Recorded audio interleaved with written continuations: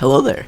Today we're back in Greenville making a brand new comparison video, but it's a little bit different than usual because this video, it's just me. So I'm going to dedicate a certain amount of time to each car in this video, compare both of them by myself, and then at the end I'll give you my final verdict, so let's get right into it. Now we're starting here with the 2021 Stuttgart Weiningen. Now I have mine in the 53 Chrome in the color Selenite Gray Metallic, and with the 21-inch Sport Twin 5-spoke with black accent wheels. We're comparing that to the 2021 Avantismo Adelheid in the trim Prestige S 4.0 in the color Samurai Gray Metallic with the 21-inch 5 twin-spoke V designed by color wheels. So we're going to start off here with the Mercedes, and then we'll get right into the Audi afterwards. I picked the 53 trim just because it's probably the most comparable trim to the SQ7. This is the Mercedes GLE 53 AMG Chrome package. And same with all the trim. I think gray and chrome looks really good together, and on these AMG cars, I don't know, black doesn't always look the greatest. There's your startup.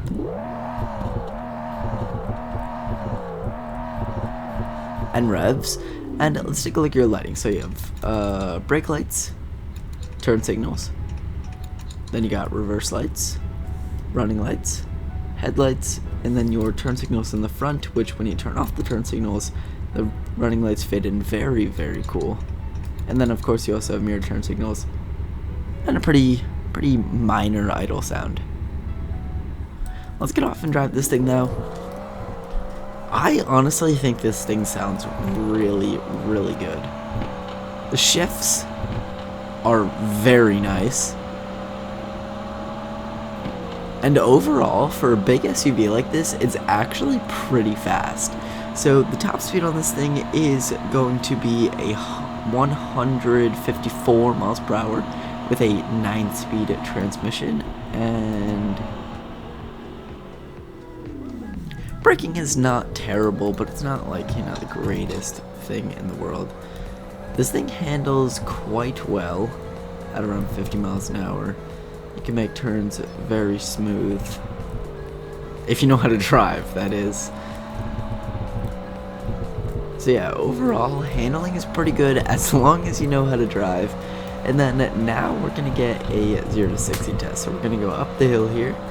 And both these cars we're going to test in sport mode.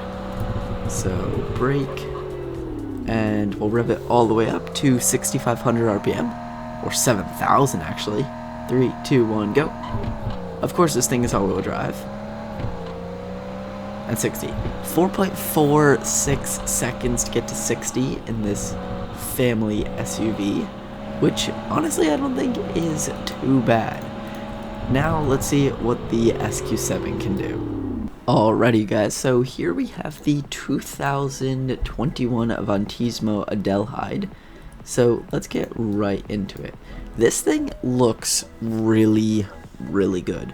Now it's sort of a different shade of gray versus the Mercedes. I tried to get them as close together as possible, but all, you know, like the intricate design work at the front here and everything, it looks really, really cool. The grille is super detailed. These wheels, I don't know how to feel about these wheels compared to the Mercedes wheels. I think they look amazing though. And then around back, classic Audi styling, of course. When we get to the lighting, got sequential signals and stuff. And then obviously quad exhaust, and then this is your reverse light down below. The chrome trim all looks really, really good, and you have a whole bunch of like brush diffusers and stuff. Same with like under the bumper there. I don't know, it's really, really cool. There's the startup for you. And you do have an idle sound, but same as the Mercedes, it's a small idle sound. It seems like it's substantially louder than the Mercedes, but I don't know. I'm gonna have to compare it closer, but it seems like it is actually quite a bit louder than the Mercedes.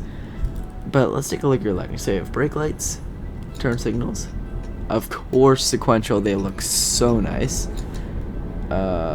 Brake lights, turn signals, running lights, reverse lights, of course, like I said, down below, and then your running lights are also down there. Then you got your headlights here, and turn signals in the front, which are also sequential and look absolutely amazing. And then you also have mirror turn signals. Now let's get off and drive this thing. Obviously, it doesn't really sound as good as the Mercedes when you're shifting, but overall it is a little bit louder, and the top speed is pretty similar, 155 miles per hour with an 8-speed transmission. So I think that's 1 mile per hour more. Plus our tachometer goes up to 8,000 RPM instead of just 7,000. And brakes, they're okay. I mean, I don't really know what to expect from a big SUV like this going 150, but they're okay. Let's talk about some handling. The back end likes to get loose a little bit on this thing, it looks like. So when you go around a corner, oh wow, okay. I don't know how fast I was going there, but didn't take the corner as well as the Mercedes. And then this corner, took that corner better though. It kind of likes to drift more than it does actually handle well. But overall, it actually handles pretty good for at high speeds. Now we're going to get a 0 to 60 test on this thing, so we're going to rev it all the way up to 7,500 RPM, or 8,000. And then of course, this thing is all-wheel drive, and we're doing it in sport mode. 3, 2, 1, go. And 60. That was 1 whole second faster than the Mercedes.